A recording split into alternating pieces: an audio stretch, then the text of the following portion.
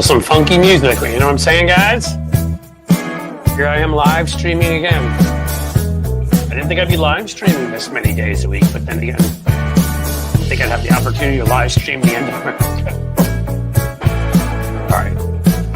There are going to be a lot of whistling past the graveyard jokes like that. Hopefully you'll understand. Ain't going down without a fight. Get these MFers. Yes, we will.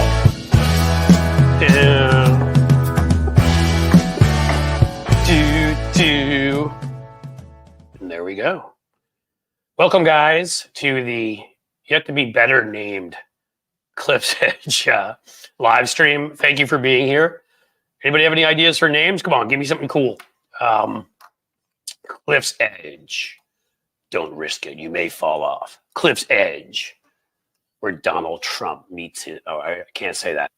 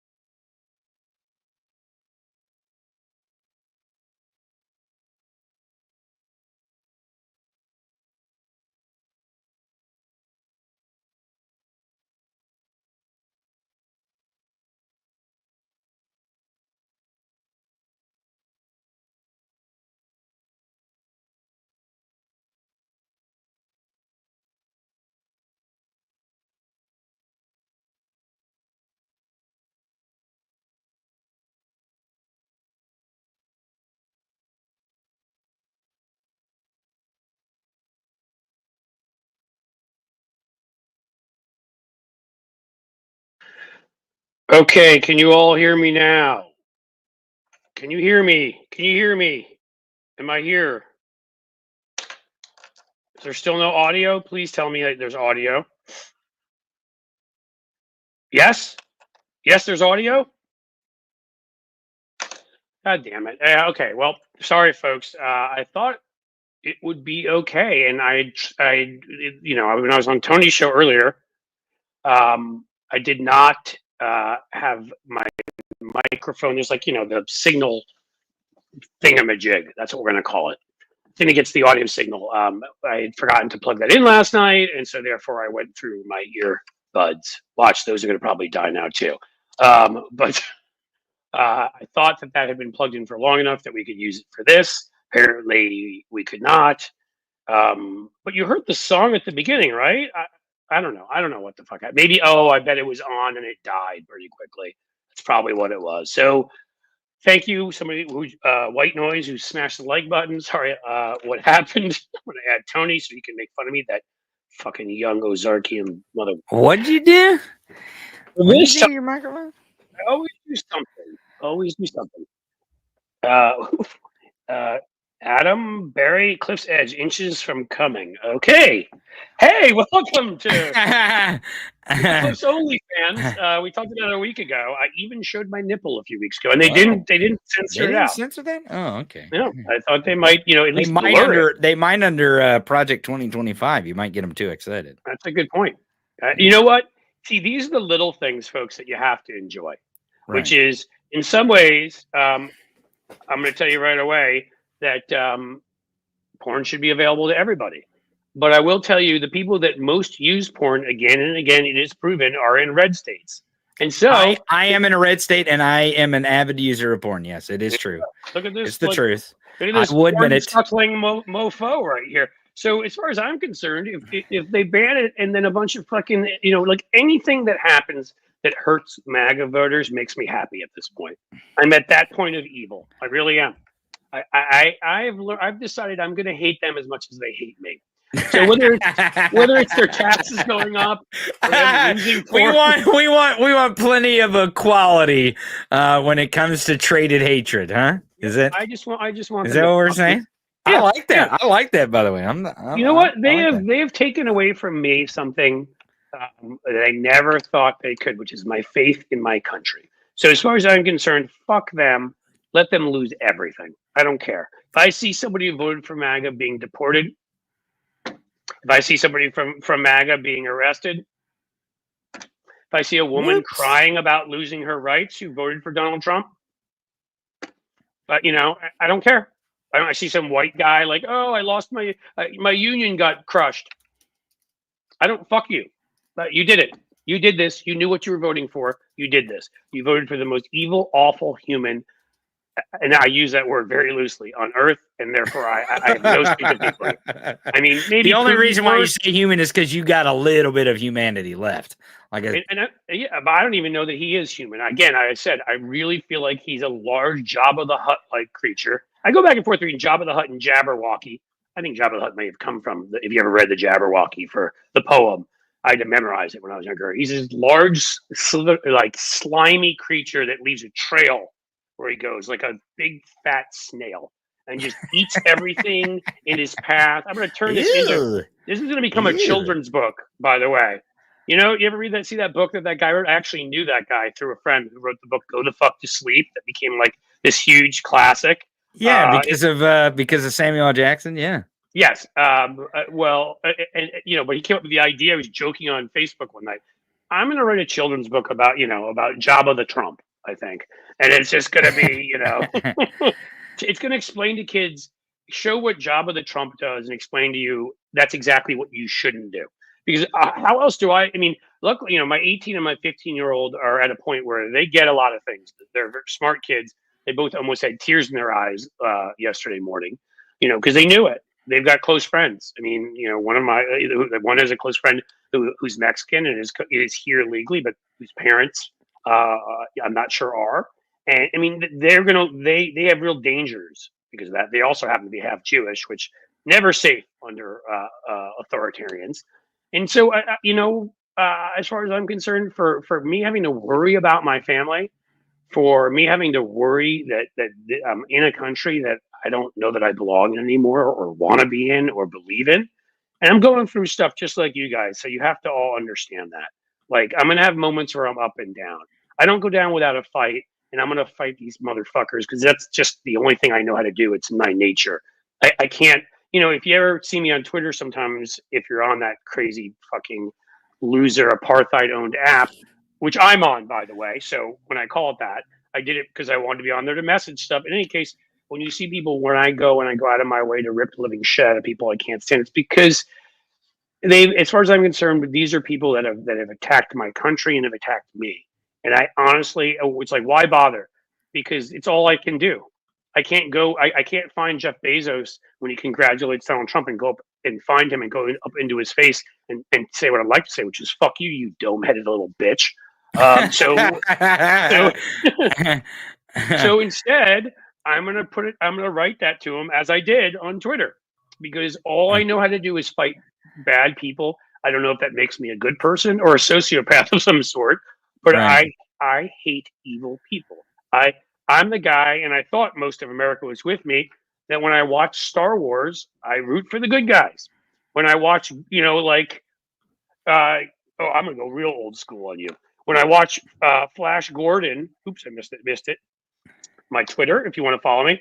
When I watch Flash Gordon taking on Ming the Merciless, even if you don't know, have never watched that before. By the way, there are like 3 Academy Award winners in that movie, and it's the cheesiest thing you've ever seen. From like 1979, like the effects are horrible. But guess what? I'm going to shock you and tell you I root against Ming the Merciless.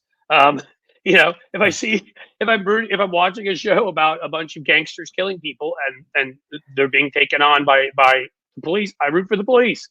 Unless it's the police attacking African Americans, in which case I root for the African. You know what I mean? It all depends on the situation. But what I'm trying to tell you is, I thought, it's funny I bring it up because it reminds me of the line in Goodfellas when he's narrating the story. He's talking about Jimmy Conway, who's played by Robert De Niro, his friend. And he's like, Jimmy Conway was the real goods. he'd go to movies with him and he'd root for all the bad guys. Right. You know what I Right. mean? And like all these people, I thought, well, I don't even understand how these movies sell, and do people like them the way I do? Like things like the Avengers. Do they enjoy these movies because maybe that's what they wish they were, but they really aren't? Yes. All the broligarch that went and voted for Trump in this election love Thanos. That's want it. to be Thanos.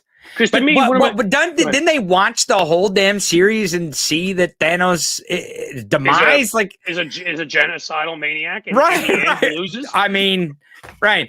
It's kind of, I don't know. It seems like the Avengers story, which all stories are kind of arised from a certain point in history. It's either like, they got really pissed off about the Deadpool Wolverine because Deadpool in the movie, he says, I'm Marvel Jesus. And they got so mad. And like, dude, every fucking hero story is a Jesus story, dumb. Every hero gets captured at some point, gets tortured, right, beaten up, and somehow comes out on the other side. And frees all the people and, does all the good things. Like, how do you not see that this is the story of Jesus? You people are just boneheads.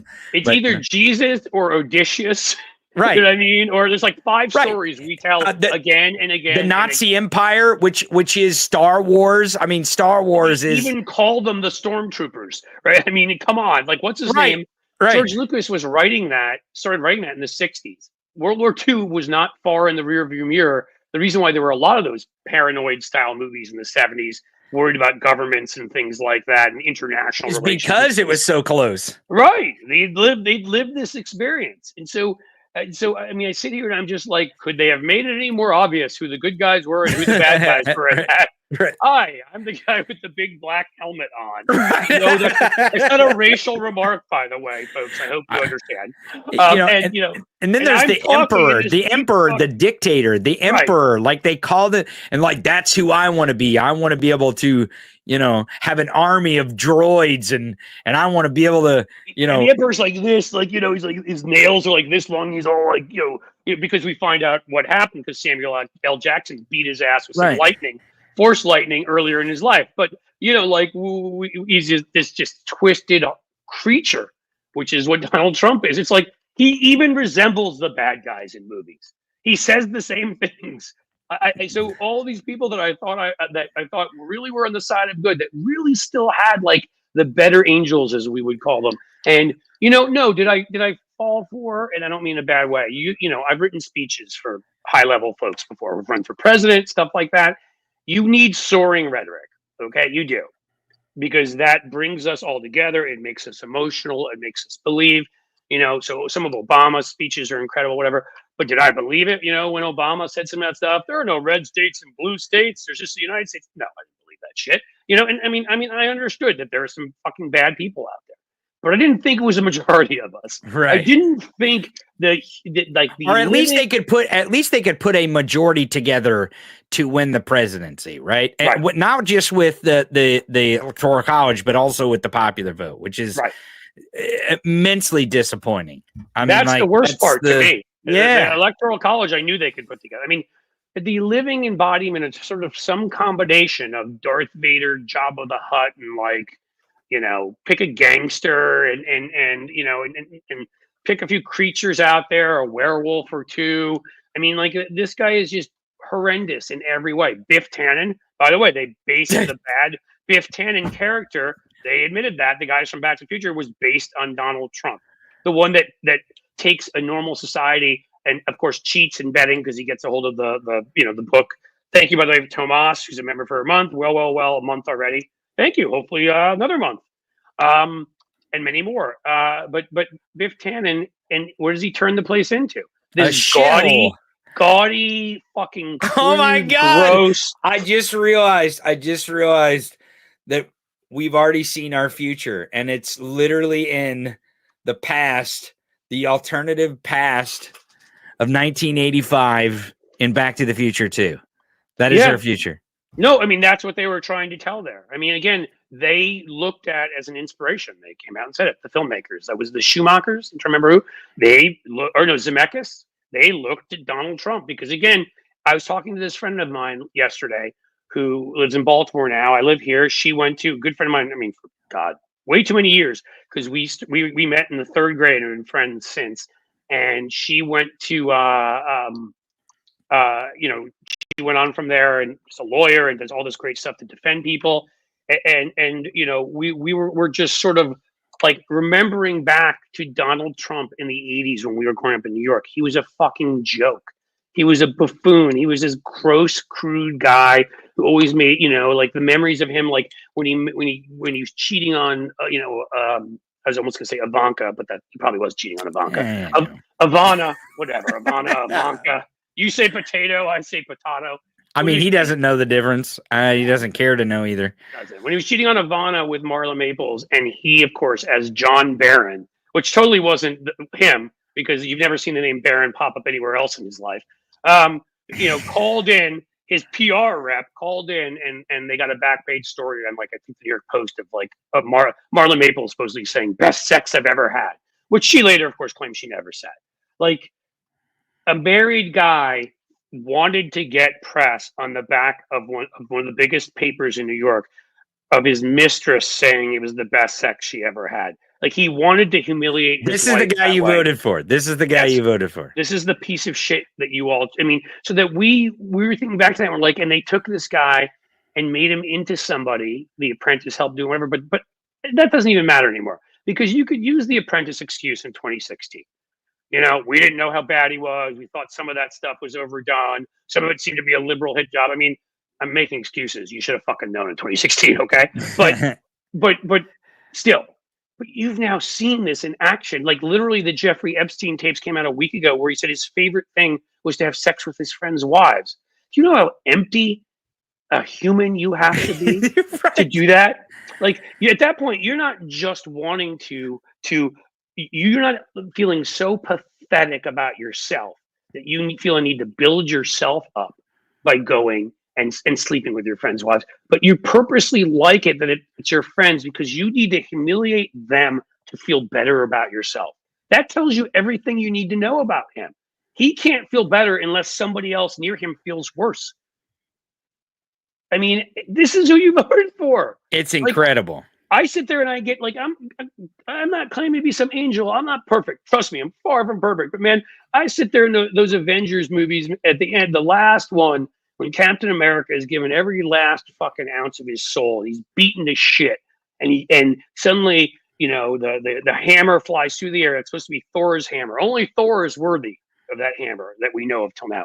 And it flies right past Thor as Thor's getting beaten up by Thanos and lands in Captain America's hands. And like the whole fucking theater goes nuts. And I'm telling you, I've got like goosebumps. And then he like pulls his suit down, Captain America gets up, like he's like hurting. As you can see, he stands up and all the people come back through the portholes because, they've undone Thanos' snap.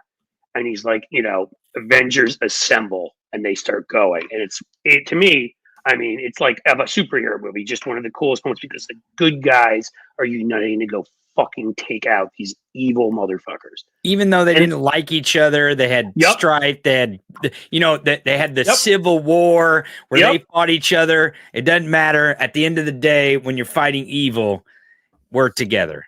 And I'm sorry if I ruined it for you, but you really should have seen this movie by now because it's a couple of years ago. Right. It's like 10 years ago, wasn't it? Exactly. When was And Tony Stark, who was based on Elon Musk, to give you another somebody who we were tricked by, who the media wrote all these glowing profiles of. I guess he never opened his mouth to them, or they all suck and they're liars. Made it like he was this brilliant guy, this visionary, not a guy that stole other people's ideas and parlayed apartheid wealth from fucking blood, stones into PayPal and then use that. But in any case, Tony Stark, who in the beginning of it is just like, of old thing, when they ask him what he is, he's like billionaire, playboy, genius, inventor, whatever. He gives, because that's what he is. He just cares about himself. And of course, his arc comes full circle to where he gives his life to save the universe. That's how much all of them come together to fight back against evil. And I thought maybe we were that. And Elon Musk doesn't even know how to do the USA chant. Did you see that video of him trying to do the USA chant in Madison Square Garden? USA, or is that what he does? Dude, it's bad. It's horrible. He's like, USA. USA, USA. And he's like, you're like, what the fuck was that, man? How did all these people not see that and go, you don't know the USA chant? Are you he's like a white dude who can't dance. Where it's like, like when Steve Martin tries to dance at the beginning of The Jerk, it's like he keeps snapping at the wrong time after like the beat because he can't do it correctly. Like that is Elon. That is Elon. He's this awkward. I mean, he has to have the EQ of like a lazy boy. In any case, like it's maddening that in the end these folks. Again, I want somebody needs to explain to me. I cannot say because I am not them that votes were disappeared until somebody gets me some evidence. So until then, I have to go under the impression.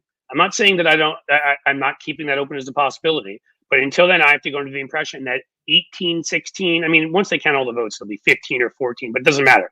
14 million people in the end, or whatever it'll end up being, did not come out to vote for Kamala Harris. Why? Because she was a black woman?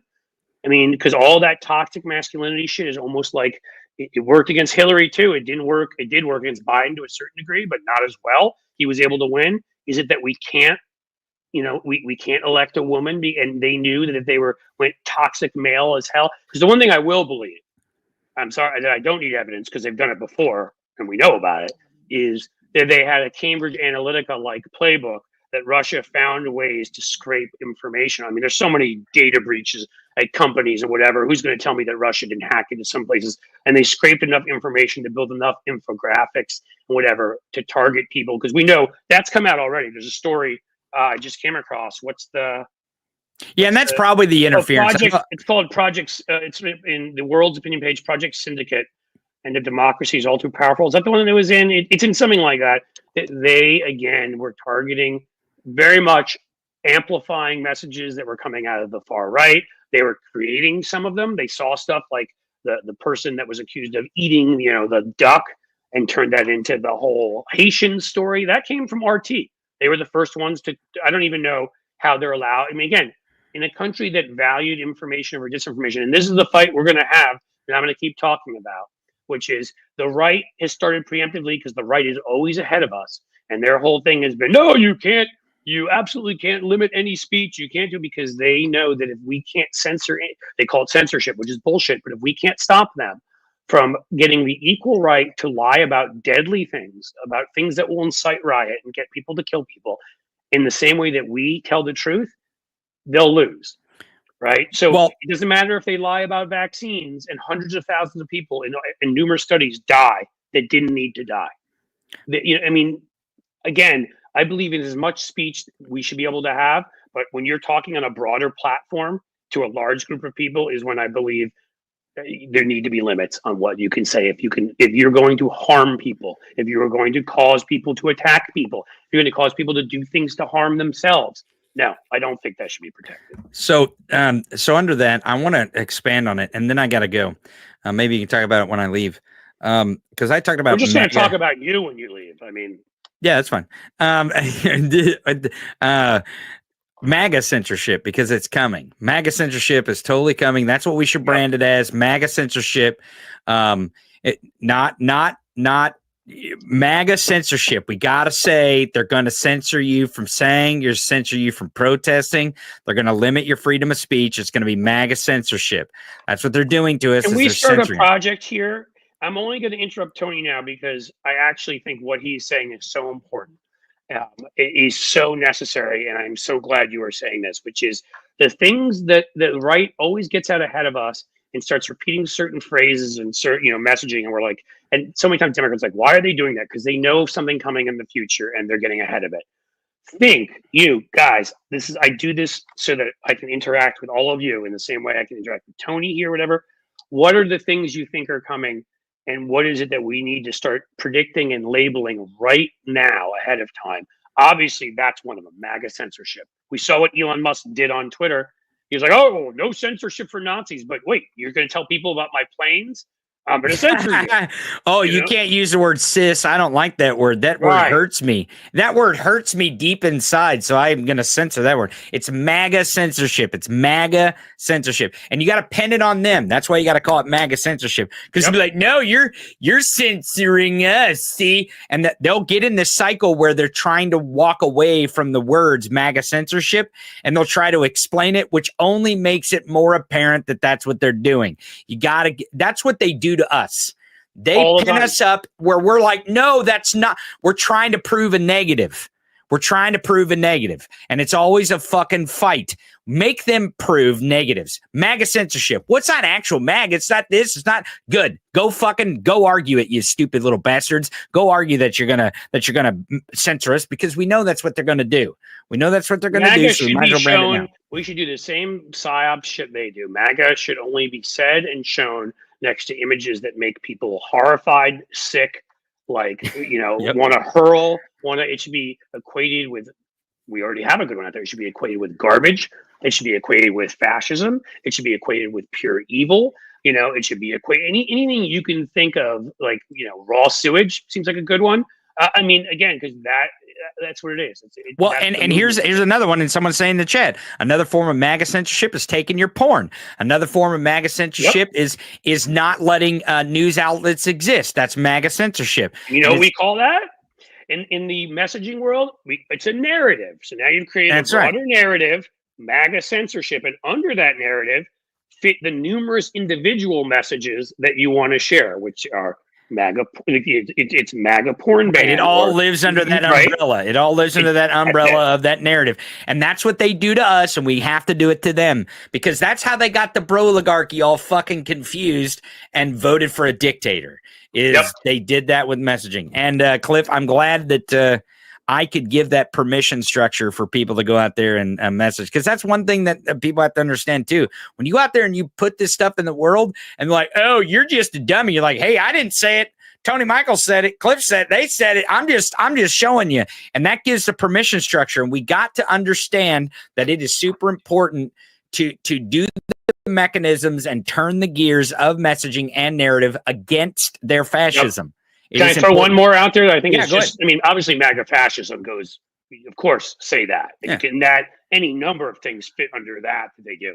But I think MAGA violence should be something we should use all the time. Yep. When we see them violence, doing MAGA fascism, anything that they're doing that is evil, we pin it to them. Don't just say violence, say MAGA. MAGA violence, MAGA this, MAGA this, MAGA this. And I'll tell you that I tried my damnedest to brand the Free Palestine movement in this country, who may have sat this one out and lost this election. I tried to brand the Middle East MAGA, and again, they did worse than that. They didn't just sit it out. It's now we know the Russians targeted that group to vote for Jill Stein. So any Jill Stein votes you see from them, I love this. By Maggie, thank you for the $20 super chat. You can always treat MAGA like you treat smoking. Exactly. It's disgusting, like smoking. You know, that's. I mean, again, that is the way it needs to be, right? And we know that.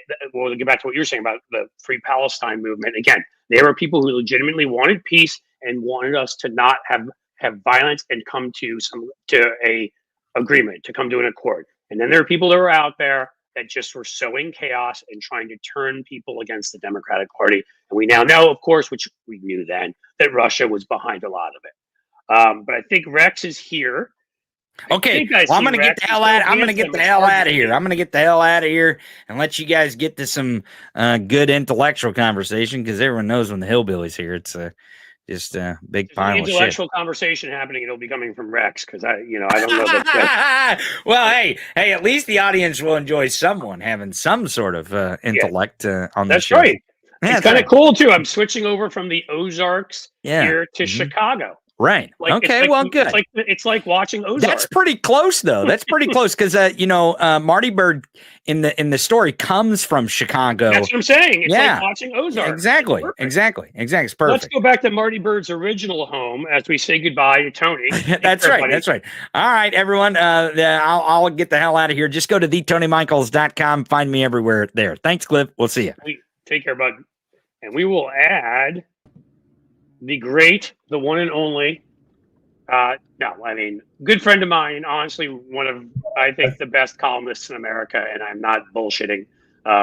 You brings sanity to me through a combination of comedy and understanding political issues and being able to break them down for people, and righteous anger when necessary. And that would be the great Rex Huppke, who's here. And if you guys don't read Rex's stuff, you got to. Rex, how the hell you hanging in there, my friend? I'm glad to see the check I sent you cleared. Thanks for the kind words. Hey man, next time it may have to be a little bit bigger, but yeah, that's fine. It has to go up. I get that. That's if it doesn't always grow, it's like an addiction. I get used to what I'm getting, and I need a bigger hit of payoff. You're gonna need money to cover the tariffs. It's sort of like Jared Kushner, it's a I'd love to talk to you about a whole lot of stuff. And just so you know, a lot of people are saying hi to you in the chat here. Jane Jones and Linda Jamraz. I hope I pronounced that right. Sila Angelia. I apologize, folks. Not that bright here, but hopefully I can get your names right. You're all awesome. I know, and I've seen you guys here before, so thank you. Rex wrote a terrific column, and I've been thinking a lot about this. I spoke about this yesterday. I spoke about this a little bit earlier today when I started off. And it really is, we got taught this myth when we were younger about the greatness of America, and of course, that went along with George Washington and not chopping down the cherry tree and a million other things. And I'm not saying that there weren't some people that did some terrific things in this country. Well, they did some awful things too, but paved the path for democracy at a time when democracy was not a widely accepted concept. It was considered to be radical and crazy. Yeah. We got as far as we got. I don't know how the hell we did. I mean, we had a civil war where we almost lost it. We had other periods, depressions, this, that. But what the hell, Rex? Who are we? What kind of people are we? Well, we suck, and I think the yes. I'm actually writing another column as we speak. Well, I'm not doing it literally right now, but I took a break from writing that column. I'm about midway through it, where I kind of go off a little bit on my sort of antisocial streak, which is, most people generally suck. I mean, there's good people out there, but, generally speaking, I would most like to just, like my family, kind of, close, people that I'm friends with. No, I suck. It's okay. Well, no, I suck too. I mean, I'm also not defending myself, but I'm just sort of like saying, if we were all great and perfect, we would be living in a global utopia where we don't kill tons of people or destroy the earth, And so I think there's an argument. Imagine that. Yeah, right. So I think there's an argument to be made, and I think we often forget, that people are reactionary. It's a mix. There are very smart people out there who voted for Trump. There are very not smart people out there who voted for Trump. There are people who saw that their grocery bill was still too damn high. And whether it's the fault of the media for not properly communicating the state of the economy, or whether they just don't give a shit. Am I allowed to swear on here? I don't know. Yeah, fucking go for it, man. They just don't give a shit about, or they don't pay attention to anything. I mean, whatever. And again, I'm not trying, despite everything, I have no love for MAGA people, obviously. If you support Trump, in my mind, you support all that he stands for. And that makes you, in my personal view, not a good person. We don't share the same values. Let's put it, that's the nicest way I can say it. But there are also a lot of people who clearly voted for Trump for just because they don't know what the hell's going on, and they don't know what they were doing. They did, they don't know they don't know what's coming. They haven't been paying attention. They haven't been tuned in. They get what information they do get, they get from, very filtered sources. And so, yeah, I mean, I think, it was funny. The Michael Ian Black, the comedian, who I'm also friends with, and he's a fantastic writer. He is. I've read some of his work, and he's he's a funny actor. I used to watch, what was that show, Ed or whatever it was years ago? Yeah, right. There was that, and he was on The State. And yeah, great stuff. Yep. Anyway, don't let him hear me saying nice things about him. But he wrote a piece. I'm sure he's not watching the show, so you're probably okay. Well, word gets around, though. You just don't know. Yeah. So he wrote a piece today for his Substack blog thingy, and he talked about the fact that he's glad it was a blowout. And I agree. I'm actually, to me, this is far better than we lost 2016. Yeah. Like we lost by 2,000 votes in Michigan because of Jill Stein or something like that. Because this is America showing its whole ass to us. This is what the people want. I don't want it. I think it's scary as hell. I think people are going to get hurt. I think people are going to die. I think that cruelty will abound. I think we are, creating probably a generation of kids who are going to see value in being a bully and in lying and in denying when you lose. That part I hate so much with my kids having to witness that. There's so much bad about it. But I mean, this is what people wanted. I mean, there isn't any ambiguity about it this time around. I mean, this is what was voted for. This was not close at all. And I know. And so like I see the Democrats are now like, well, who's to blame? And it's Biden's fault, and it's this person's fault, and it's that person's fault. I'm like, it's the fault of the fucking people who are either voting against their own self-interests, voting because they like what Trump offers, or just, not paying attention and voting because, like I said, because grocery prices are too high. And I do get that, right? Like I get, it's a lot easier for me to get annoyed with somebody who is voting for Trump because they're like, yeah, I like that, than it is for me to get annoyed with somebody who just isn't dialed in, isn't paying attention, and is frustrated because prices are high. That's a life, altering thing. That's a problem. So right. I'm not saying it's the right thing to do. I'm not saying I respect it, but I'm saying that like it's a lot harder for me to get mad at somebody for doing that. I understand. But that's where I get mad, and I know you've seen this because you follow me on Twitter, and usually you're one of the people I'm thinking of. You, Will Bunch, Greg Sargent, a few of the folks that I think do a brilliant job when I start ripping and going off on corporate media and how much I hate it and how much they've destroyed our society. And then I make sure to say, with the exception of a couple great ones out there, it's like I always put that in there because I'm thinking of you guys, and there's others that aren't coming to mind right now who are awesome too. But overall, to me, the whole point of a free press, the whole reason it's in the First Amendment is to educate people so they understand what's important, how to vote is part of that, how to live their lives, what's safe, what's not safe, all these kinds of things. And when you get to the point where you're both sidesing everything, when you get to the point where a guy that owns multiple companies, including one of the biggest freaking monopolies, saying, nah, we're not going to have an editorial because I don't want this guy to go after after Amazon. You get to the point where you see editorial decisions made that are being pressured from above that make no sense, and stories are being written. Trump is literally sitting there. We can say it straight out here, unlike on, I got in trouble for this on Stephanie Miller's radio show, are sitting there he's sitting there openly talking about Arnold Palmer's dick. Okay. And the way the New York Times wrote it is he said some colorful things about Arnold Palmer. And when they do that, they're not telling people what this guy did. Now, maybe even if people knew that, it wouldn't have made a difference. But the point is that I don't care. I don't want your censored crap. People need to know. And it is so important, as I pointed out before, because so many medium and small sized towns, like here in Cincinnati, their newspapers take cues from the New York Times and the Washington Post as to what's important, what to cover, how to cover it, because they don't have the resources in a lot of cases to do it themselves. So the end result is what goes in the New York Times, 1,000 flowers bloom out here, or should I say 1,000 turds bloom. And in the end, people end up believing, and they don't see the worst of Trump because all they have the time for in their busy lives, they may be commuting an hour to and from work, have to work 2 jobs, have to raise kids. I always put it this way: they're seeing headlines and chyrons. And when the headlines and the chyrons are not telling people the stakes of what this guy will do constantly, okay, because people aren't going to get it if you tell them it once and then you move on, or twice and then you move on. To me, they're failing us massively, horribly. At that point, I don't, what's they're just tabloids. I don't even know what the reason for their existence is, or their necessity, which is why I'm glad 12% or whatever it is of the Washington Post subscribers unsubscribed, after that.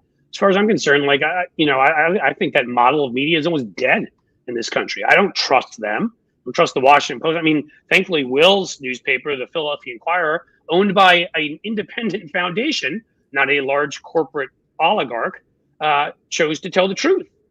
And so I'm not saying there aren't any good ones out there, you know. Yeah. And obviously, you're at USA Today. I know you guys didn't endorse. I'm not going to give you shit for that. That wasn't your decision. You wrote a lot of great pieces, and those are important to read. But too much of our media was, paved the path for Trump. I mean, low information voters. That's how you inform them, right? I mean, I don't know. Yeah, I think I agree with a very large amount of what you're saying. I just for clarity's sake, and because this whole thing kind of bothered me a little bit anyway. So I work for USA Today. USA Today had never endorsed. I got there a couple of years ago, like 2.5 years ago. They had never endorsed anybody prior to Biden's election. They endorsed Biden in the 2020 election. Okay. However, and this is the thing that got missed, we got kind of sucked into that Washington Post, LA Times stuff. We don't have like around 2022, I think, like around the time I got here, when I arrived at USA Today, there was no editorial board. And there had not been for several months, at least prior to that. They basically just said, we're not going to write editorials anymore. Just like the audience wasn't, there wasn't much of an audience for it. Anyway, whatever. I'm not sure what all the inner machinations was, but that was in 2022. So the reason that we didn't endorse anybody this year is because there is no body to endorse. Like, there's actually not a thing that could have issued an endorsement. If I had been at the Washington Post or the LA Times, I would have walked over that. Absolutely. I thought that was reprehensible what they did. It was that's fair. That's totally fair, and I was unaware of that. And I know. I knew. Yeah, I knew back in time at some point, but not more recent. I guess I forgot it. So but it was part, like, the messaging. Just, I don't know exactly what happened, but it got sort of vacuumed into that whole story. And I was like, wait, what? That's not. I mean, we knew. So what happened there is the media created a narrative about the media about itself. That's very meta.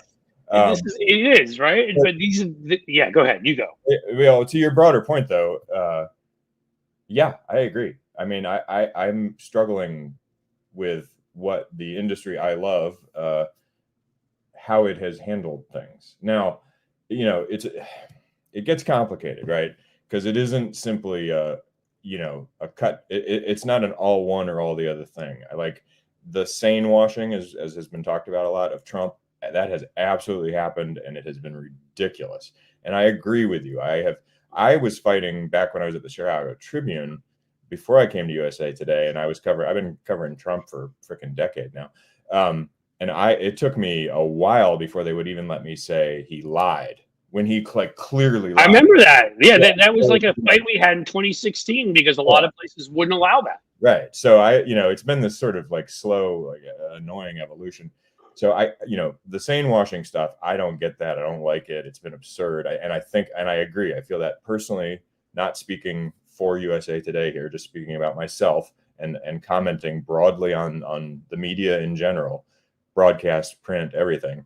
That has been, I think, a abdication of our responsibility.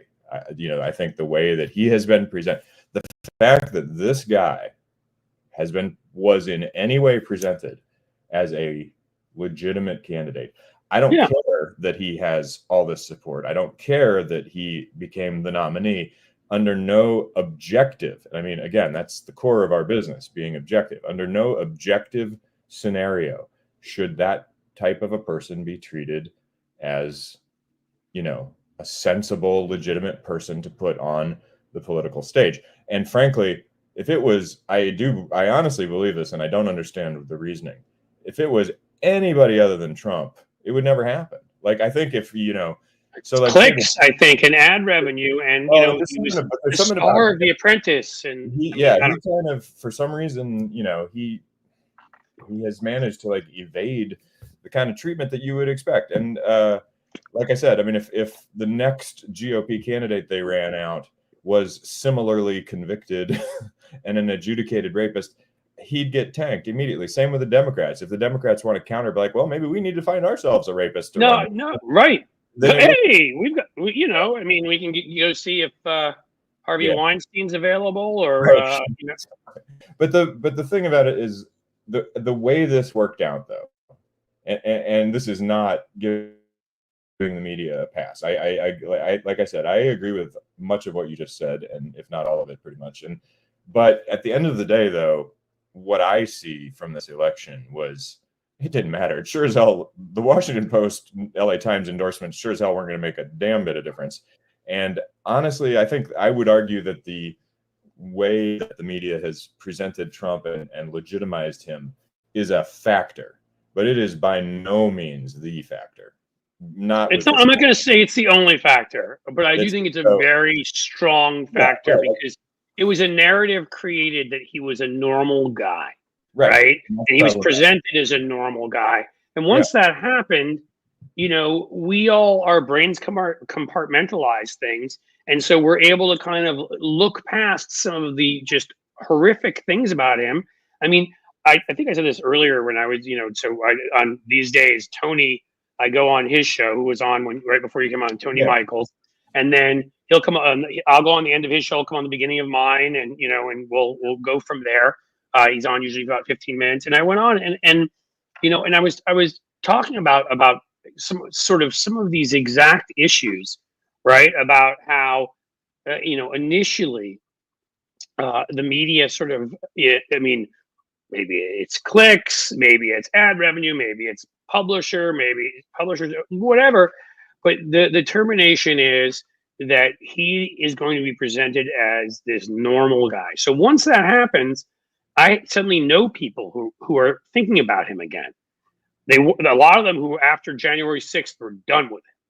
But suddenly, because he's been presented as like a realistic option, and people are doing it, and I'm going to these same people. What I'm saying, especially after he's found to be a rapist in a civil court, and after he's convicted, and of what, and we all know about his history of money, whether it's not paying workers, not paying contractors, and so I go to these friends of mine, all of whom have there's a few of them, all of whom have teenage female, who have teenage daughters, and I'm like, would you trust him alone in a room with your daughter overnight for 12 hours? And of course, they're like, no.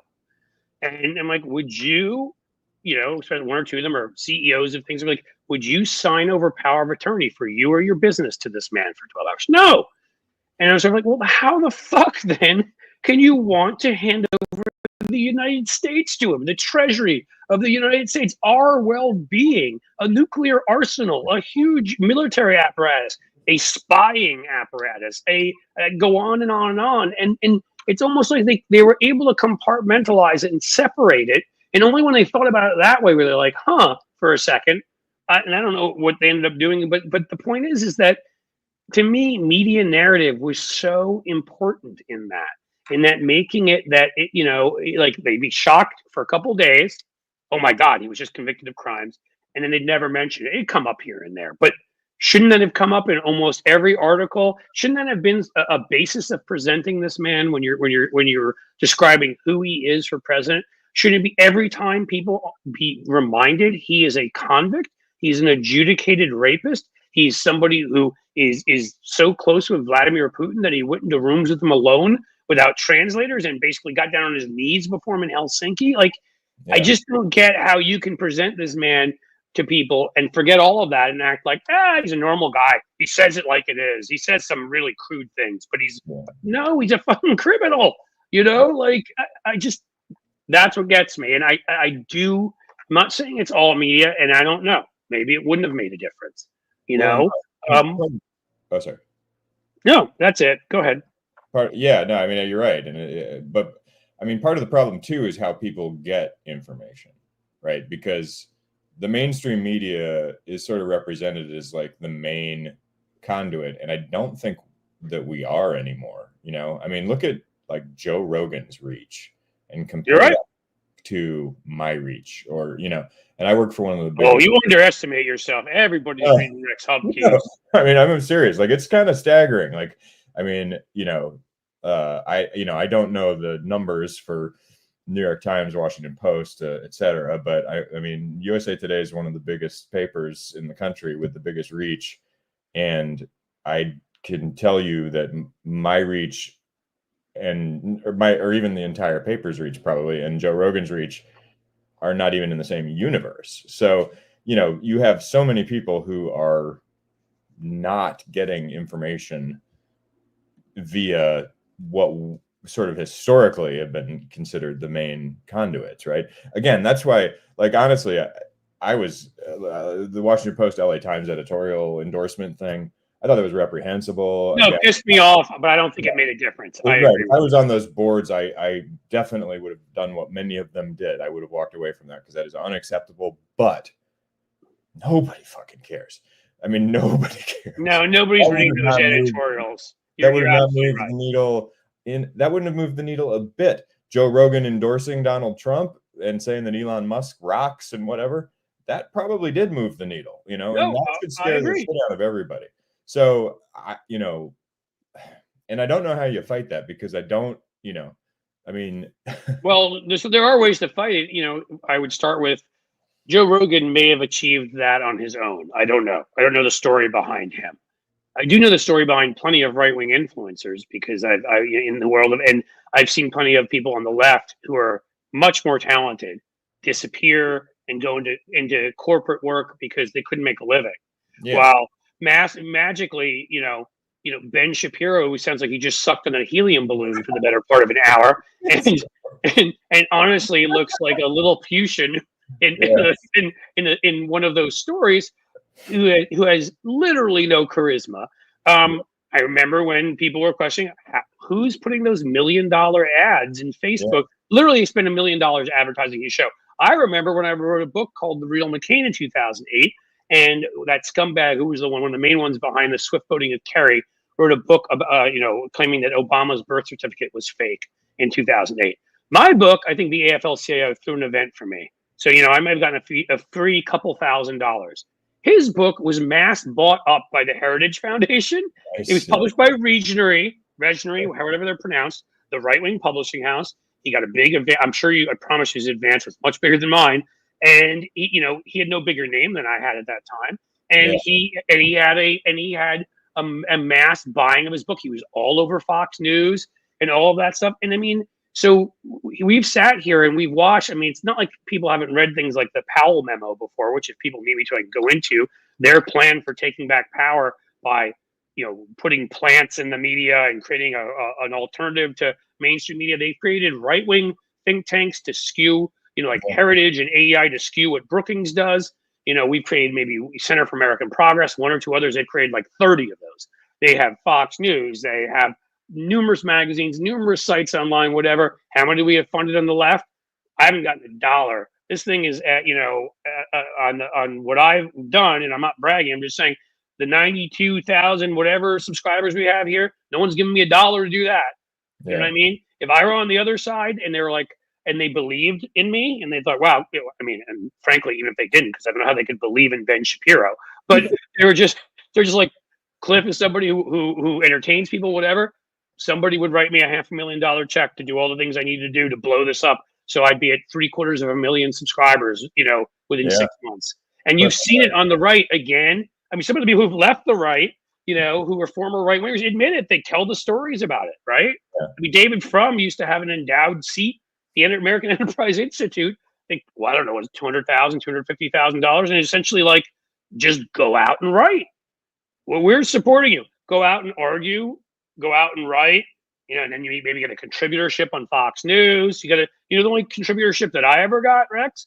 Sinclair. Yes, Sinclair. In 2004, Sinclair needed a liberal analyst to argue with all the right wingers on TV, and they thought I was entertaining, and I enjoyed, yelling at right wingers and getting paid for it. So I would go to Sinclair. That was back when I lived in DC. That's the only time I've ever been paid, and I wasn't paid nearly as much as Armstrong Williams, who was later busted, as you probably know and other people may know, right-wing influencer type guy, for writing. The Bush administration was paying him to write positive things about their policies, and he was doing it. No one was paying me to write positive things. I wouldn't have accepted that, by the way, because that's cheating. But that's my point. Is we haven't even tried on the left, and if people don't think that right-wing media hasn't affected mainstream media and gotten mainstream media to cower and to, so I mean, that's a big part of this. I'm not trying to completely blame mainstream media. I don't know what left-wing, or liberal, call them what you will, billionaires have been doing. I know a few of them. I'm trying to insult people that I know.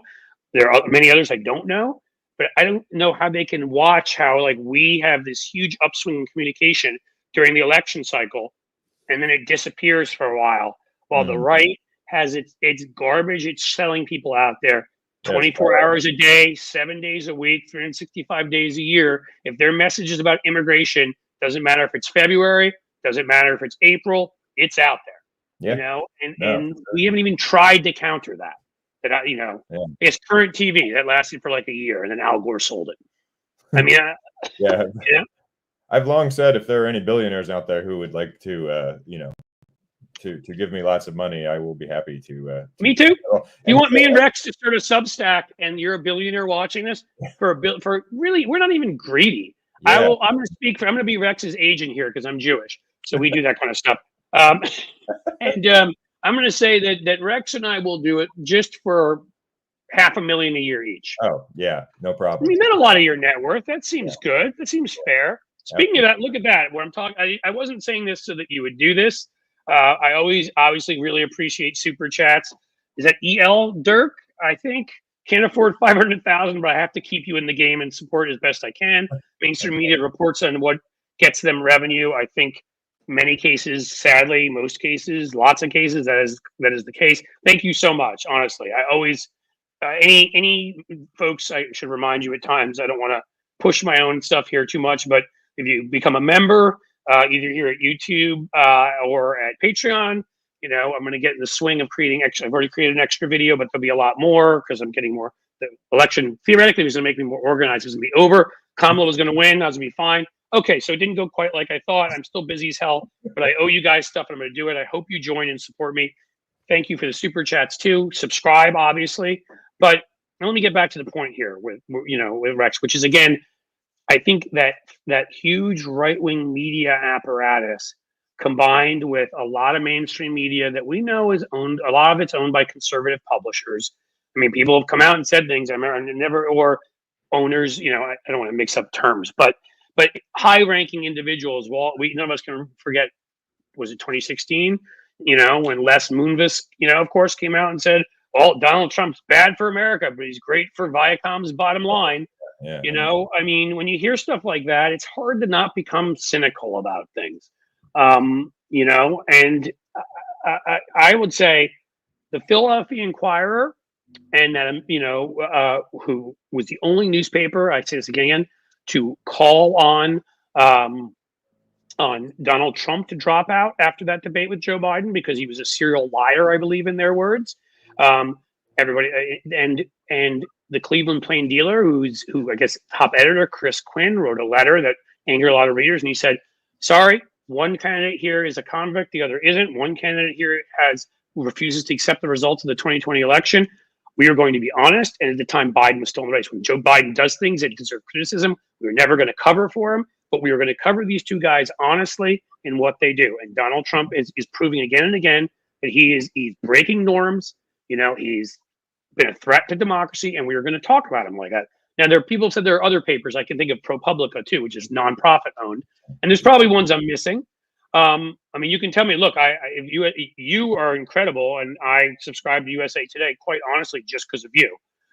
If I'm missing other great stuff in there that I should be reading, and if USA Today is a newspaper that calls out the bad guys, then that's another one too.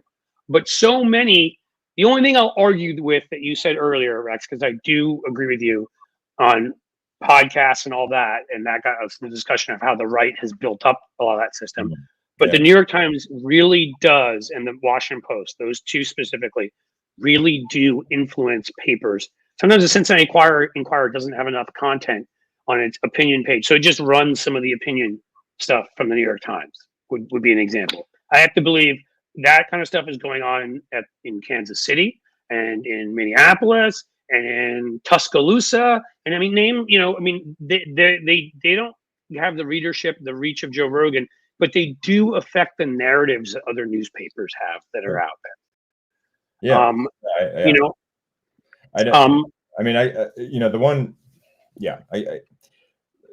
And I'm sorry, I didn't mean to get into media. I was more wanted to talk to you about we all just suck, and maybe should a meteor hit the Earth And have we gone really as far as we can go, kind of like the dinosaurs did, where it's like I feel like they can't really achieve anymore. Yeah. The Tyrannosaurus Rex has those little hands, can't do much with those.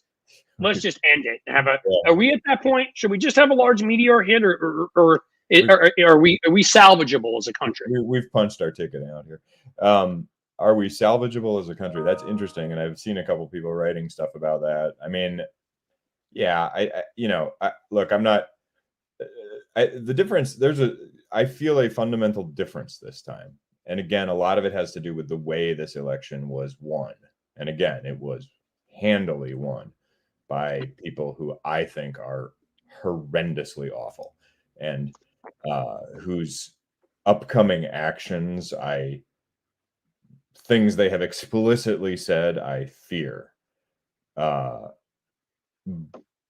But this is what people have chosen, and I am a lot less. And look, I will always speak up for people who are being treated unjustly. That's no, and you should all. I want to say we should really all read Rex's column, because not only is he one of the funniest writers out there, but quite honestly, he takes the side of the little guy, little gal, little whoever. I mean, he writes about important issues, not just what's everywhere in the media, about injustices out there.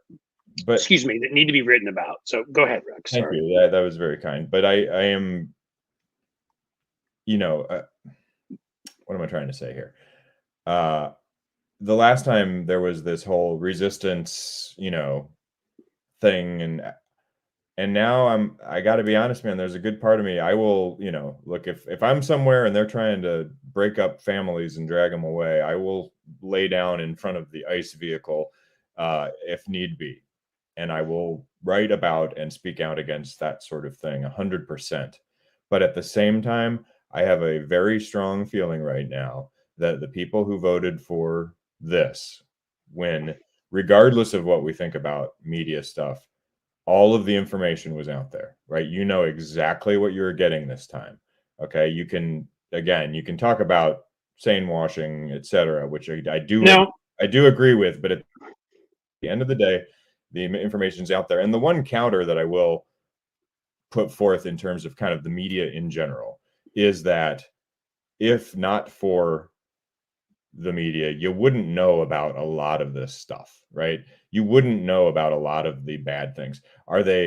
Have we, and I'll speak just broadly, failed when it comes to allowing Donald Trump to be normalized? Yes, I think that has happened. But I do also think that we have provided, and especially if you look at like Washington Post, USA Today, New York Times, big publications have done a lot of coverage of everything from Trump's misdeeds, exposing stuff that had happened, reporting on his trials and various other things, and like we have an excellent coverage of like the sort of extremism beat, basically, showing these things happening. So my bottom line is, regardless of the we're just an awful people. Regardless of the top line stuff, the information was there. The people who voted for this guy are going to get exactly what they voted for.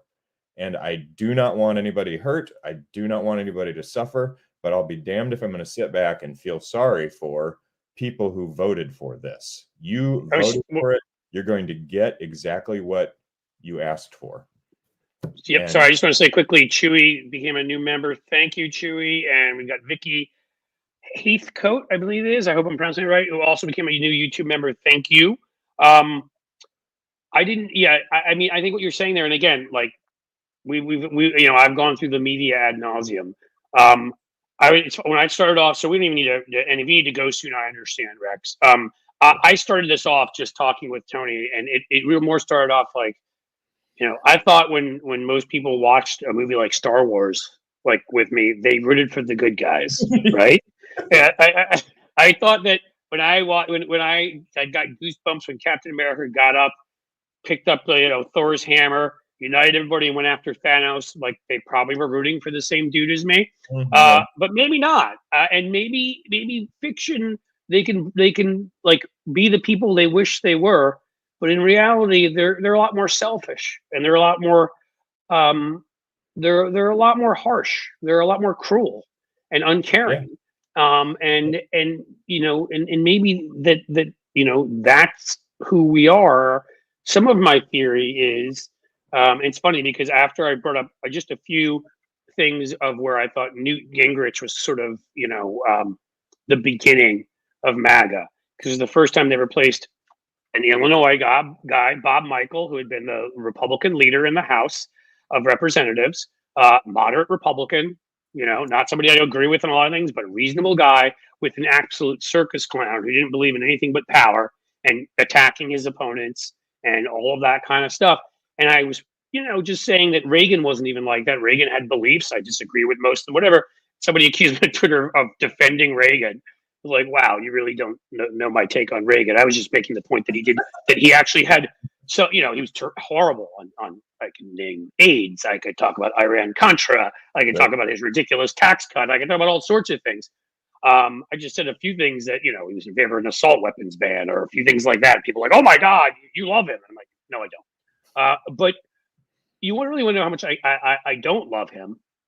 I believe that going theory is when Newt Gingrich is when the Republican Party changed.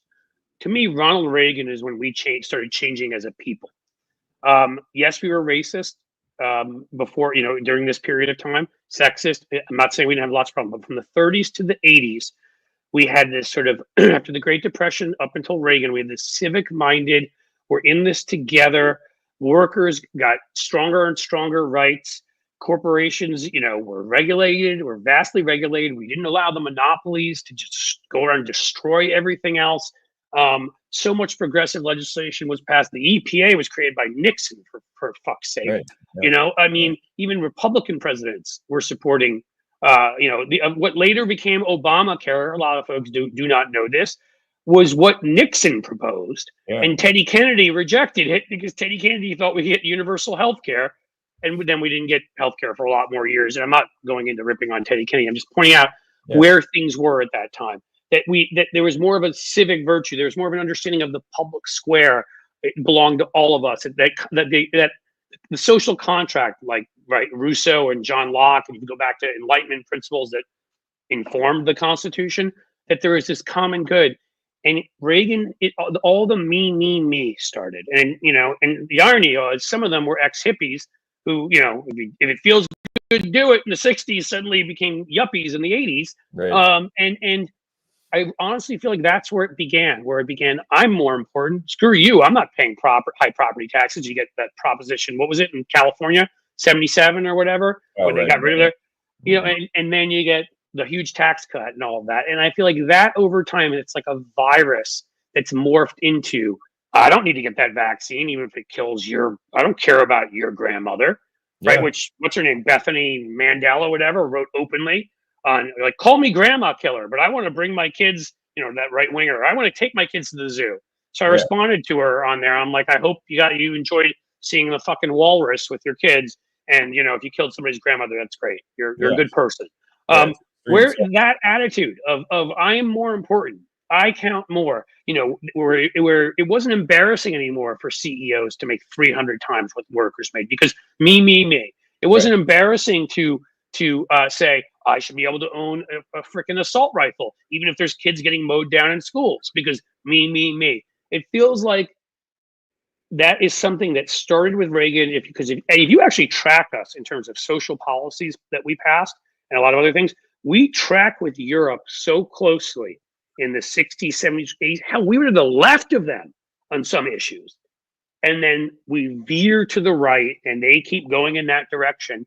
And suddenly, with the exception of something Obama could sneak through, like Obamacare, or Clinton could sneak through, like family and medical leave, not paid, but at least it existed. No more. Like we you know, and I mean, you can tell me I'm completely full of shit, or, you know, I don't know what I'm talking about. But my theory is that 8 years of Reagan and the culture that spawned. Greed is good, right? Greed is right. Yeah.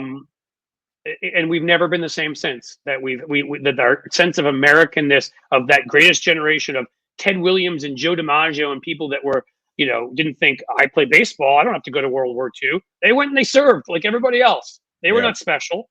Right. you know, and instead we became something very different. That is my theory, at least. You can tell me again that I don't know what the hell I'm talking about, but No. and that's where I think we became a worse people. Yeah, I mean, I think that's as good a tracking of this evolution or de-evolution as as I've heard. I mean, yeah, and I think that is what, you know, at its core, MAGA is extreme selfishness. It is an extreme level of selfishness. It is a complete lack of concern for anyone who is different from you, who, you know, is dealing with things that you don't want to understand or know about. You know, that's why they're opposed to diversity, their DEI stuff, you know, blah blah blah. Yep. It's a massive like self-aggrievement, like, oh, everybody's out to get me, woe is me kind of bullshit, when, you know, they're Yep. still sitting at the top of the ladder, really, in terms of the power structure and whatnot. So whatever. And again, that's what I'm saying. And that go back to my, you know, simplistic thesis. People kind of suck, man. I mean, they do.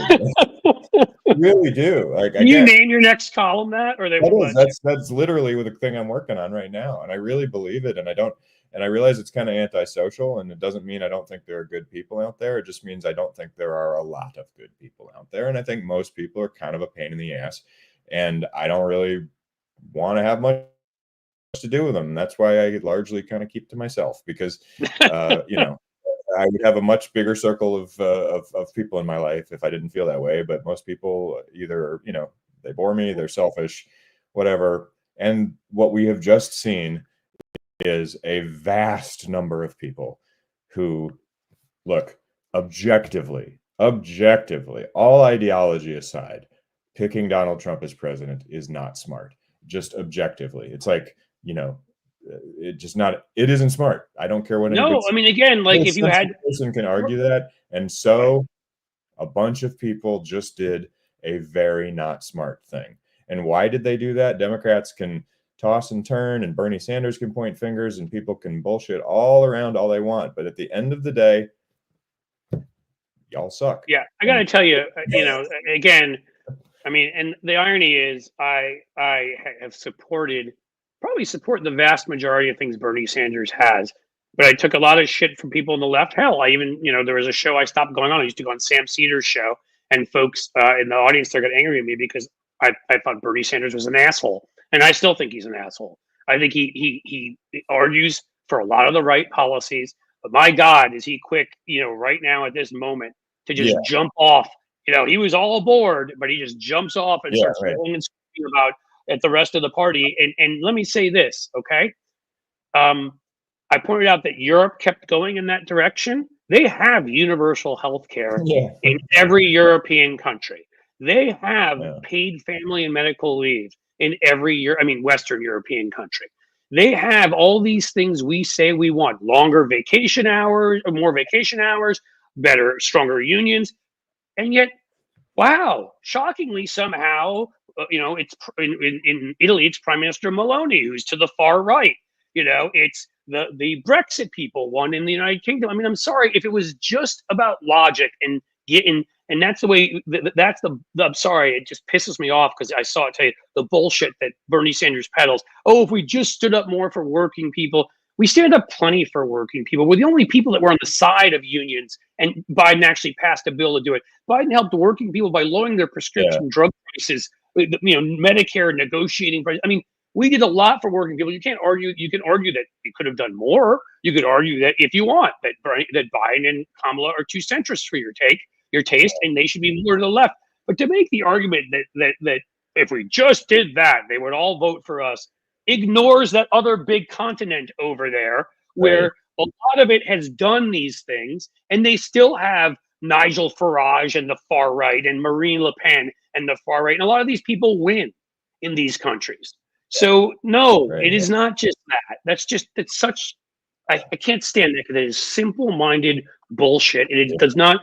This is a multifaceted, difficult thing, and I just think there are people out there that, as you said, suck and are always going to be selfish. I think some of them were fooled. I think some of them believed media narrative. I think certainly Would it have made enough of a difference? I don't know, but I do know that I think we can reach a lot of those people. I know it because we have before. Sure. I mean, and I know that Donald Trump is he sucks at virtually everything a human should be good at. He can't even open a fucking door to a truck. Okay, the man walks up on Air Force One with toilet paper stuck to his shoe. He wears a girdle. He wears a diaper. Okay, his hair, as Penn Jillette said, is piss cotton candy. He looks like he dipped his face in carrot cake, like he's the Mrs. Doubtfire character, but it was carrot cake. He dipped his face. I mean, he's a clown and a ridiculous person in so many ways. He has ripped off workers. He ripped off students with Trump University. He's done all of these things, and yet you can't deny it. He has this animalistic magnetism to these MAGA folks. Oh, yeah. He gets up and he kind of laughs at stuff and says things he's not supposed to say, and just laughs it off. And he's an entertaining. He's WWE, where he learned this stuff. Right. He's an entertaining character to them in a way that he may dream about it, but that Ted Cruz and Marco Rubio and Tom Cotton and JD Vance, all the people that literally are like charisma event horizons, right, will never be. Yeah. So maybe a unique character in that way. I hate to say it because the charisma clearly doesn't work on any of us. No, like. It's despicable. I find it. I'm glad that somebody threw out here Carl Jacobson, Will Bunch's book, Tear Down That Myth on Reagan. Read it. Trust me. It informed much of my thinking on Reagan. Will Bunch is amazing. He's my favorite columnist. We're going to have Will on. Will is up there to me. I've got like a holy triumvirate or whatever. Five. It's more than that, and I don't know what the word for five of them is. Quintuplet. Quintuplet? Is it pentagon? Is it pentagram? My holy pentagram of devilish writers, of fiendish writers.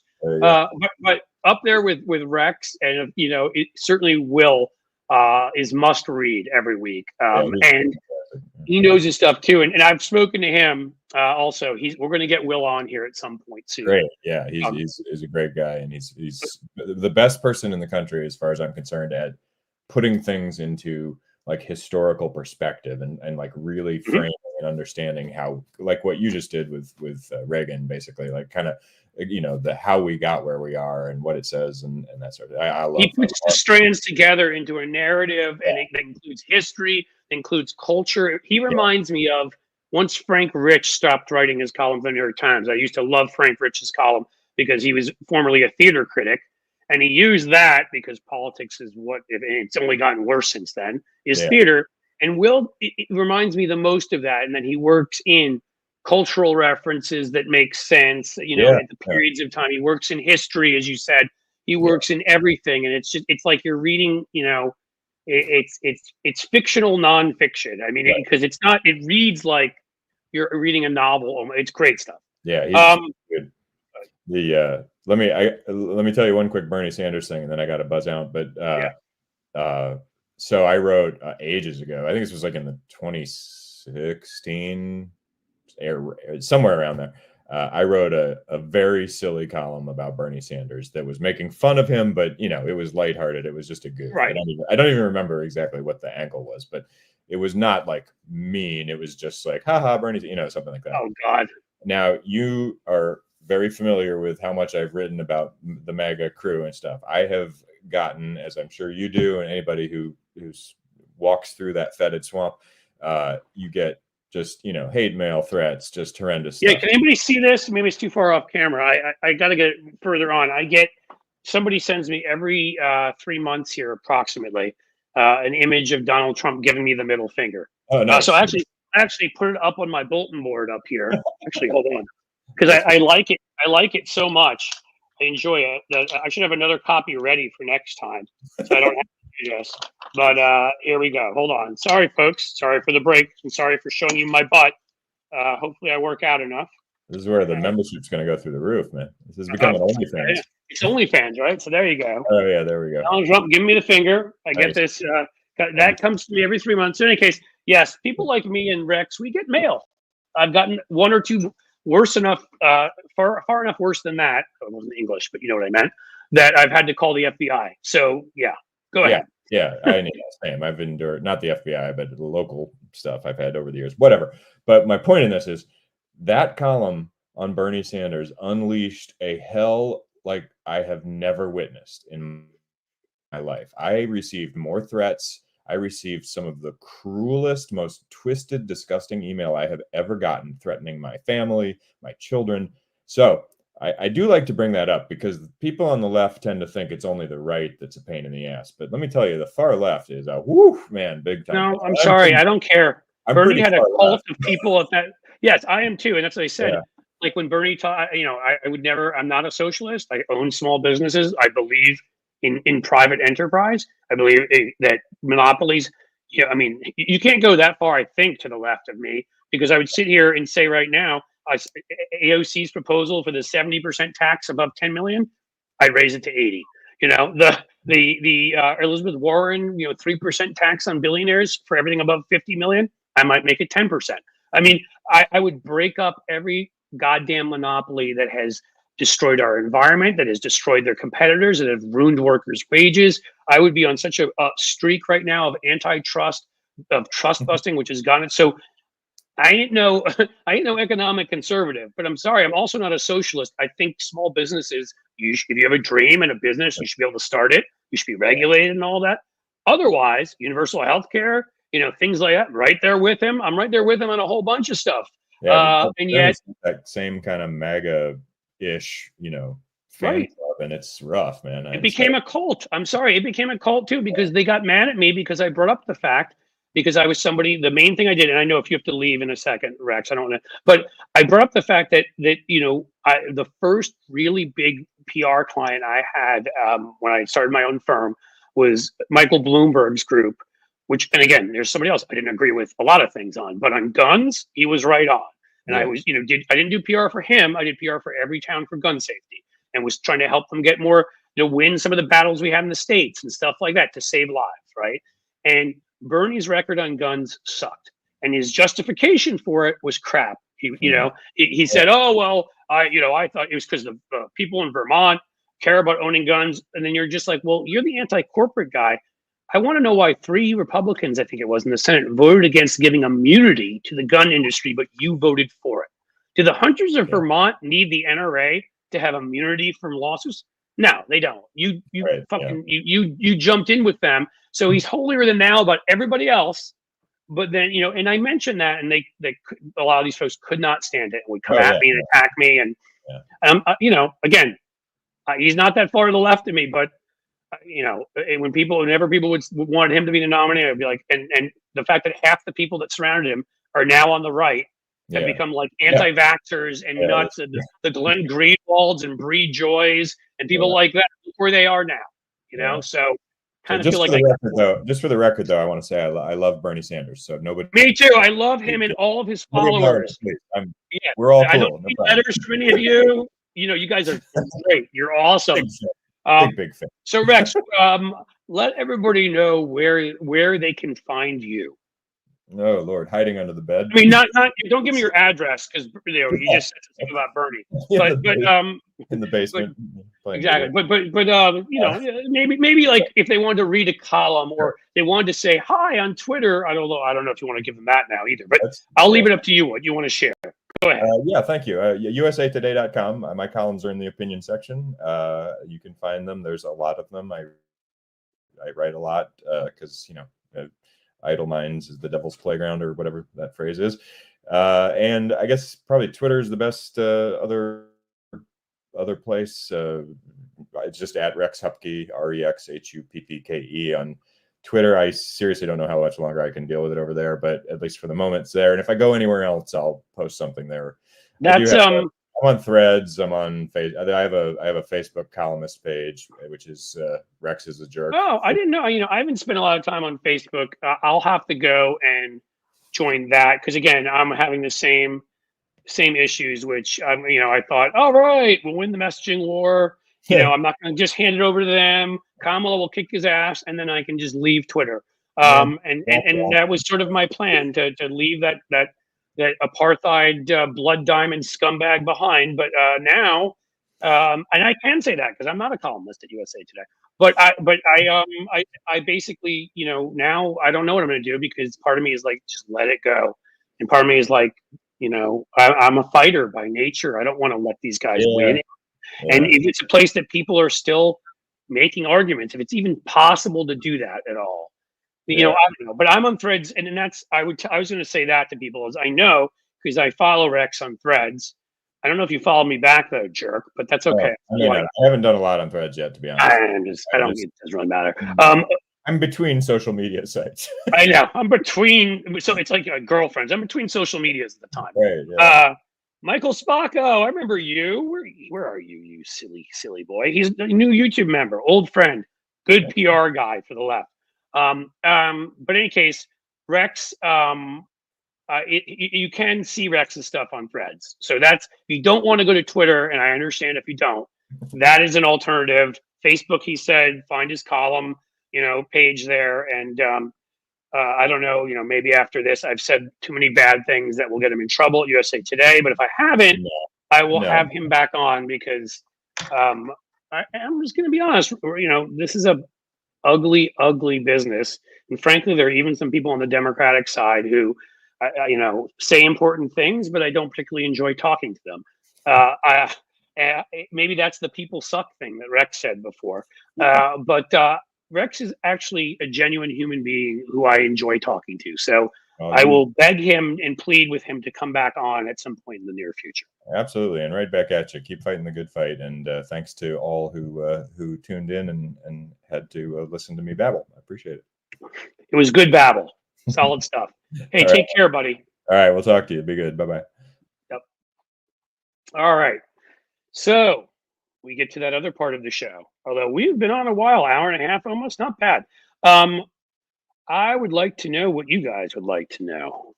Rex is great, by the way. Let me just talk about him for a second. He was at the Chicago Tribune, very conservative paper, as you may know, but never gave in, never on a column.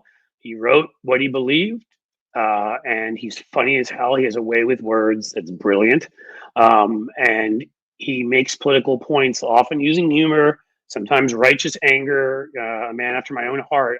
I love what he does, and I would tell you it's one of the best reads out there, honestly. If you read his column, Will Bunch's, some Greg Sargent, some whatever, I'm being annoyed right now. Kurt Bardella writes some great stuff. Although he writes at the LA Times, I hate that paper, but I still will read it because I really like Kurt, and he's smart too. There's some good folks out there. Was it be Sid great? Be Sid great. Shit, gotta go. 12:30. Sorry, I know we don't always run this long, or sometimes. Or I guess you're out on the West Coast. 12:30, right? It's 3:30 here. But got any links for Rex? Well, let's see. I absolutely can find you one. Give me 1 second. Hold on.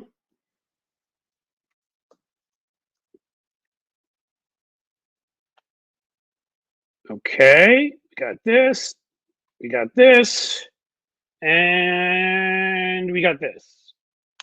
That's Twitter, or X as they call it now. But I won't ever, because if Elon calls anything one thing, I will call it something else. I don't like blood diamonds or evil people or people that don't know how to order donuts, for example, or make bad Diet Mountain Dew jokes. I can't fucking believe he's gonna be vice president now. This moron who lives 2 miles down the street from me here, when he's chooses to be in the state. God, I can't stand him. JD Christie, thank you for the super sticker, $1.99. I really appreciate that. Any amount is really, really appreciated. Guys, I don't know what to do here. I may have to start doing these every day.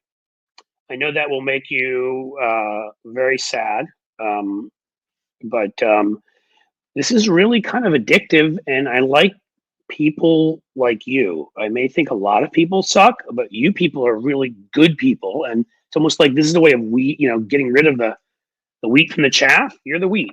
Tim Riley, thank you for becoming a member. I get to be here. I live in Lebanon. Oh, Lebanon. Yes, Ohio. I am close. Midas Lisa. Yeah, I'm in Cincinnati. I'm not downtown, middle somewhere. I'm sure you could figure it out. I don't know if I should just make it easy for haters out there and say exactly where I'm. Yeah, Middletown is 10 miles from you. These guys came here from the Guardian. I think I posted it once on my YouTube. I'll post it again. And they did this thing on white voters for Kamala and for Trump, and they interviewed me here, which was pretty cool. So it was up at the Guardian. Let's see if we can find that. I can share that link. And they were talking about let's see, maybe I can't find it just by doing that, because I used to write a column for the Guardian. I'll find it and share it on I'll find it and share it again, folks, on my YouTube and Twitter, wherever.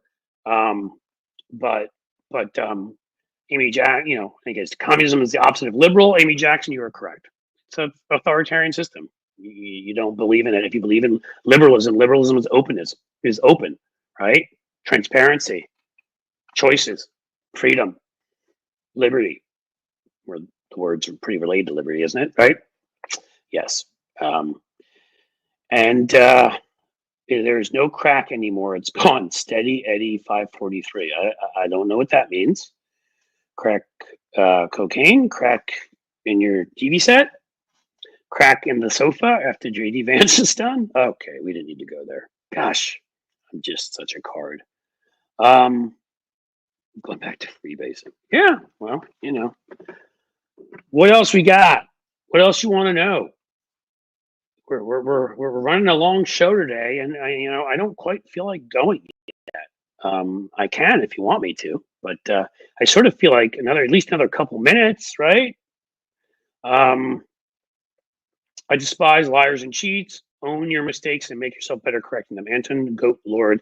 You know what? That is a great point.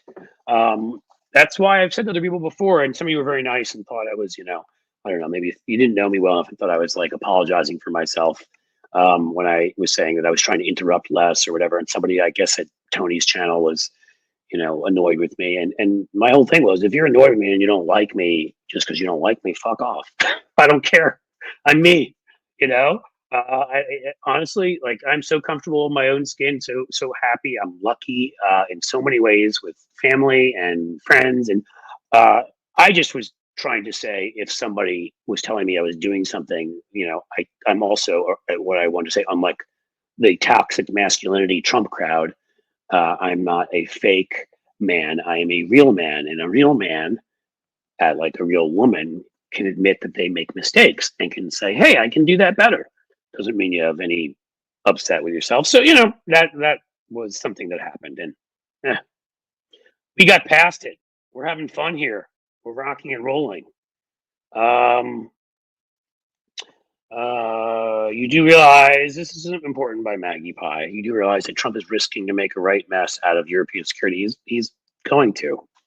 This is one of the things that any traditional Republican, Sila, Angelia, who I think you've told me a few times I'm awesome and you're amazing, and I really do appreciate that. That is very kind of you. Thank you. Anyone hear President Biden's speech? I didn't actually. So I need to. But in any case, what she said, what Maggie Pie said, I mean, this is going to be really difficult now, right? I worry about this. I worry about, I'll answer this one next. This is an interesting one. I worry about them building up, there being a nuclear and other arms race in parts of Western Europe that felt safe in NATO before, but especially with Turkey, Hungary, those weren't big blows to NATO. Those weren't major NATO countries that went rogue, but now us. And if you're those countries and you think we're aligned with Putin and those guys, I don't know. If you have the resources and you're one of these other European countries, don't you try to build up some arms for, I mean, if you're Europe, are you sharing any of your intelligence with us right now? Absolutely not. I'd be cutting the US off completely. That's horrible. It's horrible for the world. I mean, this choice that this country just made, they have no idea how much more dangerous the world is the day this man takes over. We know he stole all of those secrets. Let's be honest. He sold some of them. Okay. Do I have 100% proof? No. Do we know that he was in close contact with Putin while he wasn't president? Yes. Was he in contact with the Saudis? Yes. I mean, does anyone not want to think that? What does Trump do everything for? I mean, yeah, some of it's fame and whatever, but mostly it's money. You know. So yes, Europe's getting. What is your work background? I think you worked for some campaigns. So I thought that was interesting by Denise Rossler. Thank you for asking that. I had a weird. I got out of school. I worked on the first thing I did because I'm an old guy, at least middle aged. I worked in '96 right out of school on Clinton's reelection. I worked at a polling firm, and that was where I got my start. And I was addicted. I worked for the College Democrats in Clinton in '92 when I was in school, and for a congressman in Philly. I went to college in Philly, and then I went on a weirdly different path for a little bit. A friend convinced me to try Wall Street, and I did, and I hated it. I was on Wall Street honestly for maybe a year, and then I went back to grad school for public affairs. I thought I was going to probably write speeches for people, be in government, so I could concentrate on media and communications, some international stuff too, because I thought I'd lived abroad in England and France and spoke some decent French. Actually, it spoke it pretty well then, not as well anymore, but. I thought I maybe would be an international journalist, a speechwriter, whatever. And as things went, I just kind of it kind of went along and worked in a number of domestic campaigns. Met my wife on one, and in the end, I was living in Washington at this point. And I decided that I was going to start my own firm. I did, and it's nice when you get somebody like Bloomberg as your first client because that helps pay the bills so you can try to get other clients. And I started doing PR and eventually also paid ads. I did TV ads for people. You may have seen the one I most recently did with some folks about that guy. I think Tony showed it on his show, and it was up on Twitter about a sexual predator thanking from prison Donald Trump for allowing him to be guaranteed to be a daddy in 9 months. It was spooky, but it needed to be out there. I wish it had done more. So the key thing is I wrote ads for Biden in 2020. And so, I'm skipping along some years. I mean, I ran comms for the Ohio Dems in 2008 in this one section that went back to the state house, which we did. I'm giving you highlights. I lost plenty of things too.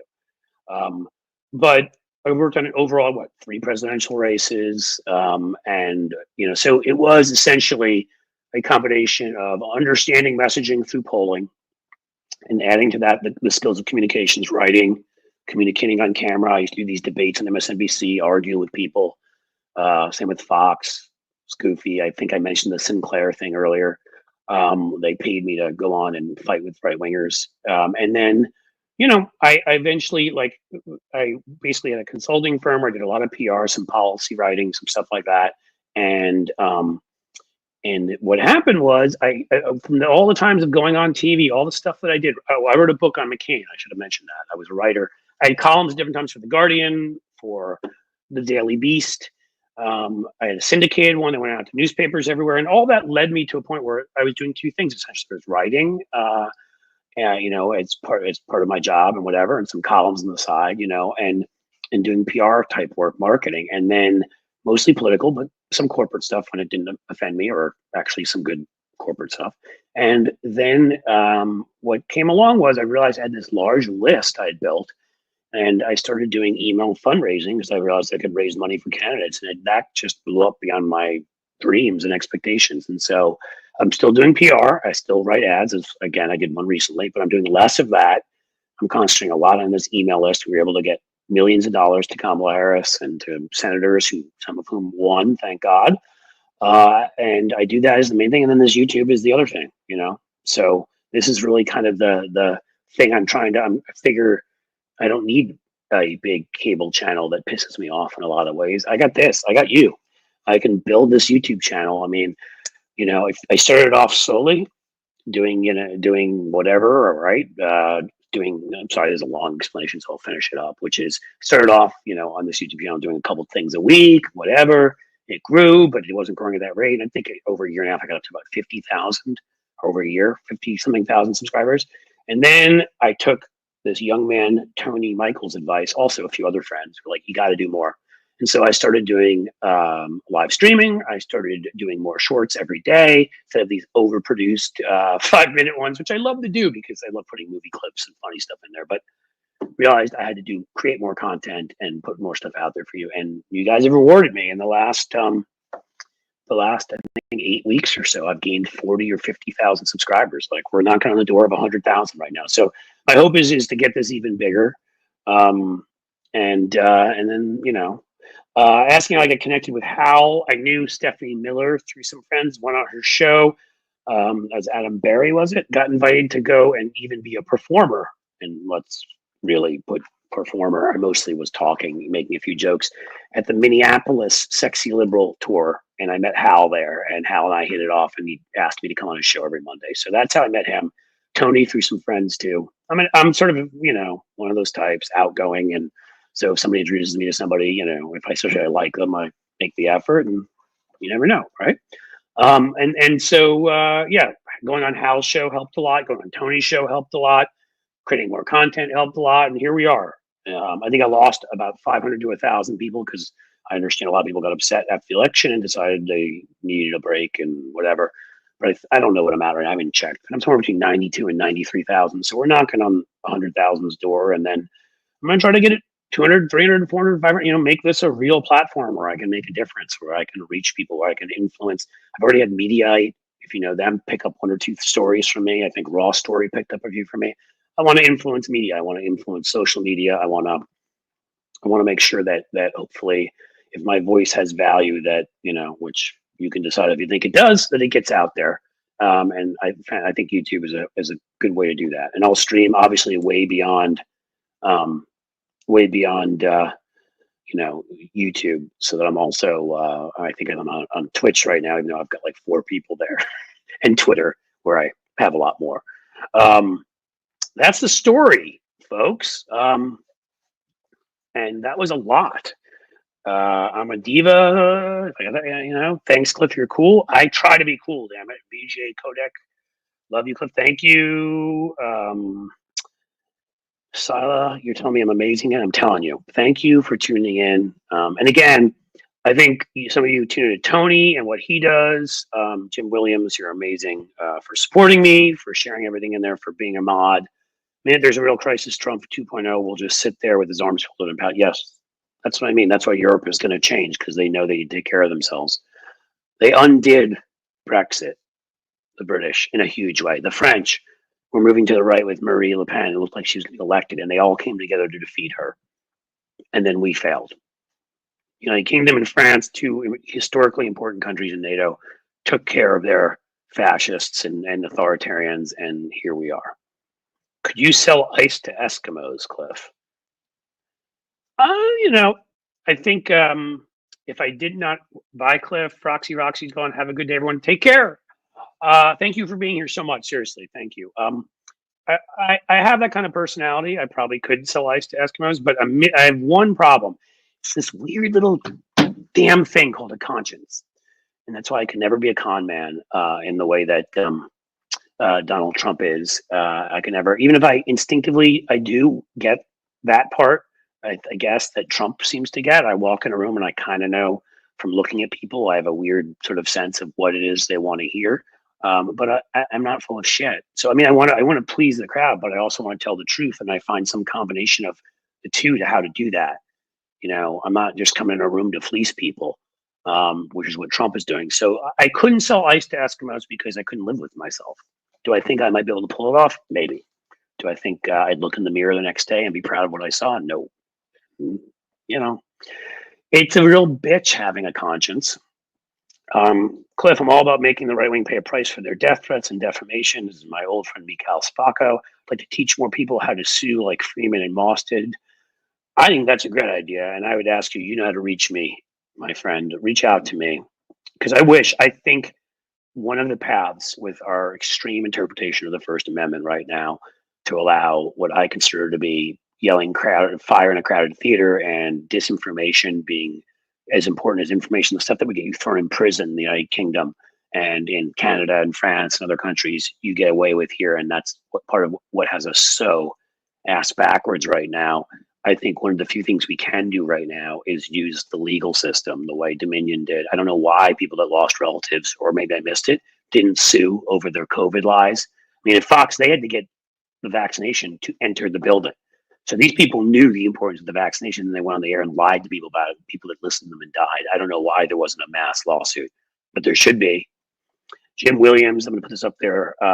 Yes, this is it, right? Like, support, support Tony, and not just me, because this isn't just self-serving. Support Stephanie Miller's awesome. I go on probably about once a month. She's great. Roland Martin, I met. We were both being screen tested for a CNN show ages ago. That's the only time I met Roland. He's terrific. Sherry is a good friend.